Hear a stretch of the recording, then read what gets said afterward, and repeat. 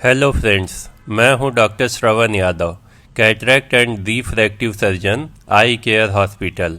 आज हम बात करते हैं मोतियाबिंद में प्रयोग होने वाले लेंस के बारे में, जिसको इंट्रा ऑकुलर लेंस कहते हैं। दाहिने जो चित्र में दिखाया गया है वो इंट्रा ऑकुलर लेंस है। यही मोतियाबिंद में प्रयोग किया जाता है। मोतियाबिंद में प्रयोग होने वाले लेंस मुख्यतः 4 प्रकार के होते हैं: मोनोफोकल लेंस, मल्टीफोकल या trifocal lens, इडॉफ lens, toric lens. तो अब हम इन 4 प्रकार लेंस से समझते हैं कि किसकी क्या अच्छाइयाँ हैं और किसकी क्या कमियाँ हैं। तो सबसे पहले बात करते हैं मोनोफोकल लेंस की। मोनोफोकल लेंस से हमें दूरी साफ दिखाई देता है, जबकि नज़दीकी जो है धुंधला दिखाई देता है। जैसा कि दाहिने चित्र में दिखाया गया है, दूरी बिल्कुल साफ दिखाई दे रहा है, लेकिन नज़दीकी में मोबाइल धुंधला दिखाई दे रहा है। इस मोबाइल को साफ देखने के लिए हमें चश्मे की ज़रूरत पड़ती है। चश्मा से ये साफ दिखाई देगा। दूसरे प्रकार का लेंस मल्टीफोकल या ट्राईफोकल लेंस होता है।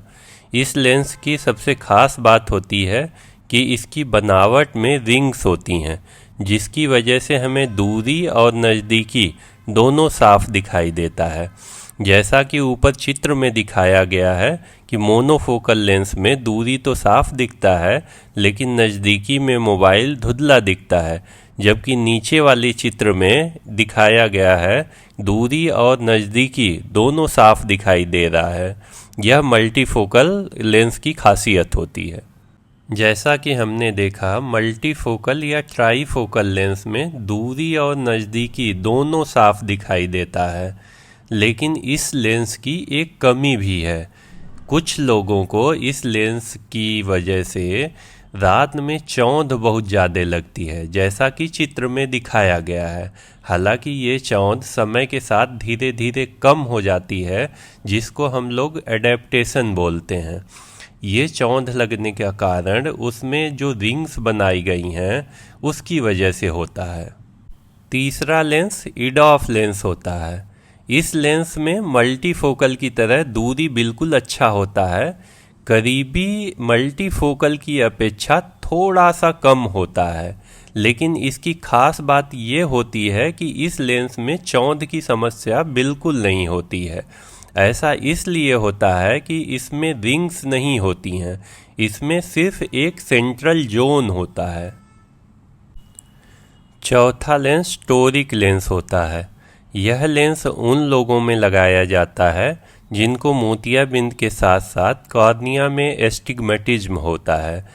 जिन लोगों को कॉर्नियल एस्टिग्मेटिज्म होता है, उनको अगर हम सिंपल मोनोफोकल, मल्टीफोकल, ट्राईफोकल या इडॉफ लेंस लगाएंगे तो दूर और नज़दीकी दोनों में रोशनी बहुत अच्छी नहीं आती है। इसीलिए इन मरीजों के लिए सबसे अच्छा lens toric monofocal, toric multifocal, toric trifocal या टोरिक इडॉफ लेंस होता है। इसी लेंस को लगाने से उनकी ज़्यादातर रोशनी दूर और नज़दीक की आने की संभावना रहती है। तो यह सवाल उठता है कि यह कैसे पता लगता है कि कौन सा लेंस किस मरीज को लगना चाहिए। तो इसके लिए मुख्यतः 4 प्रकार की जांचें होती हैं। एक है ऑप्टिकल बायोमेट्री, दूसरी है कॉर्नियल टोपोग्राफी, तीसरी है ओसीटी और चौथी है वेरियन डिजिटल मार्किंग। ऑप्टिकल बायोमेट्री यह एक मशीन से होने वाली जांच है, जिसमें आँख को बिना छुए उसकी लंबाई और चौड़ाई को माप लिया जाता है। यही मशीन हमें बताती है किस मरीज को हम कौन सा लेंस का पावर डालें कि उसको सबसे ज़्यादा रोशनी आएगी। दूसरी जांच कॉर्नियल टोपोग्राफी है। इस मशीन से हम कॉर्निया के पूरे आकार को माप लेते हैं और इसी से हमें पता लगता है कि किन मरीजों को एस्टिग्मेटिज्म है और किन को टोरिक लेंस की आवश्यकता है।